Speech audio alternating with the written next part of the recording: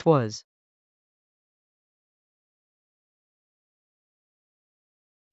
A pale dawn mist clings to the abandoned shoreline town of Gray Harbor, where crooked houses lean toward the sea as if listening for something lost.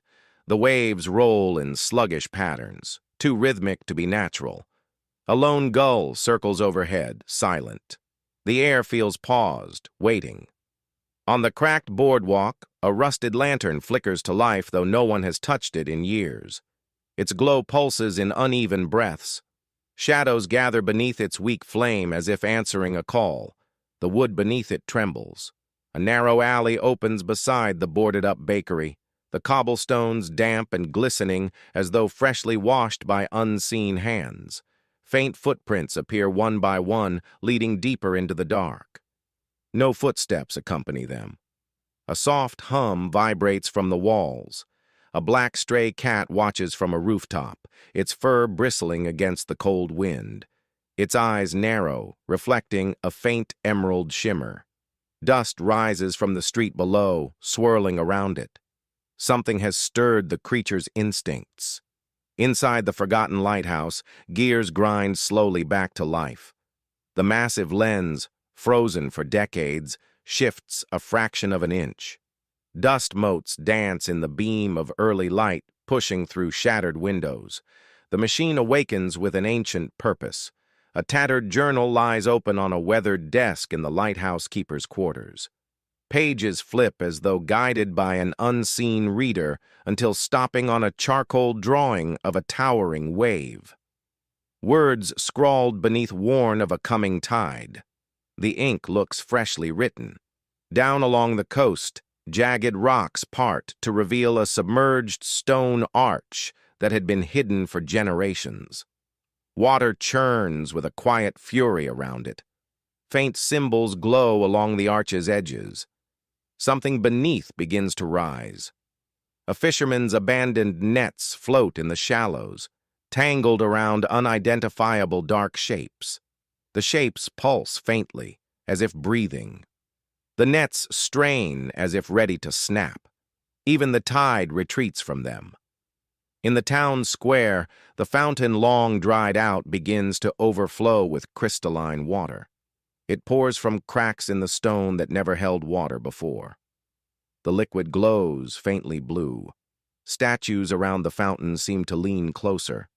A weathered clock tower chimes a time that no longer exists, echoing across empty streets.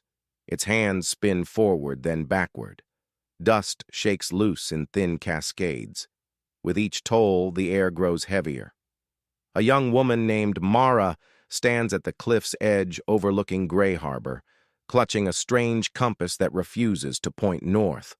The needle vibrates toward the sea, pulling with gentle insistence. Her breath forms clouds as the wind shifts. A sense of urgency settles over her. She steps toward the old stone path carved into the cliffside. Moss glows faintly under her feet. The compass needle spins wildly as she descends. The sound of distant chanting brushes the edges of her hearing. Below, the hidden cove glimmers with an unnatural silver light. Water smooth as glass reflects a sky that is not the one above. Strange marine creatures drift just beneath the surface, their silhouettes bending in impossible angles. The air tastes metallic. Mara spots a half-buried chest wedged between coral-encrusted rocks.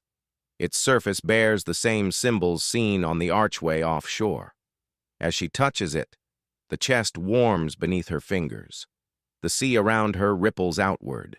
The lid opens with a slow, reluctant sigh, revealing a sphere of swirling blue mist suspended within. The mist pulses like a heartbeat. Whispers fill the cove, too soft to decipher. Mara feels the ground shudder beneath her boots. Far out at sea, dark clouds gather in a perfect circle. Lightning flickers silently inside the ring. The ocean begins to tilt, as though the horizon itself is bending.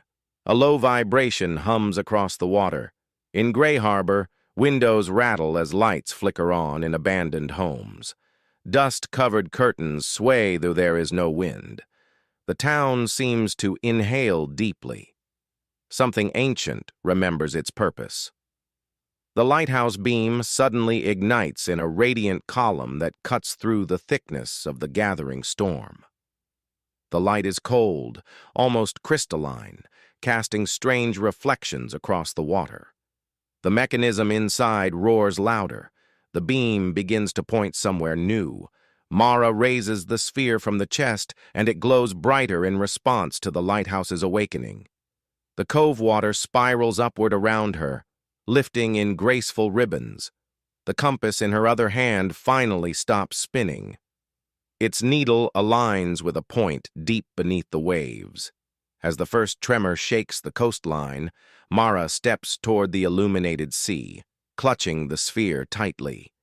Shadows writhe beneath the surface, converging toward her location. Gray Harbor holds its breath. The true awakening has only begun.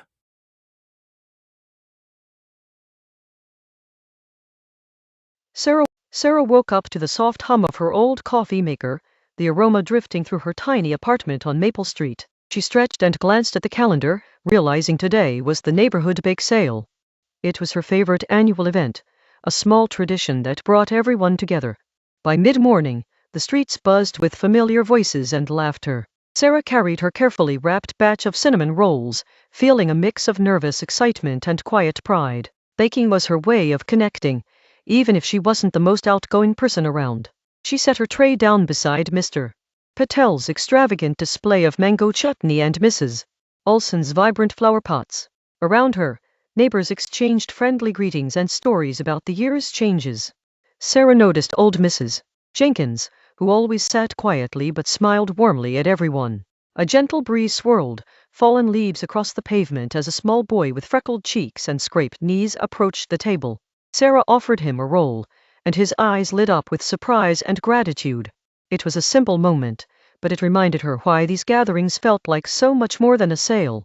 Later, while sipping tea with her friend Lena on a bench under the big oak tree, Sarah admired how the community still felt close despite busier lives. They talked about changes in the neighborhood, from new families moving into the old bookstore reopening. It was comforting, knowing some things stayed familiar and true.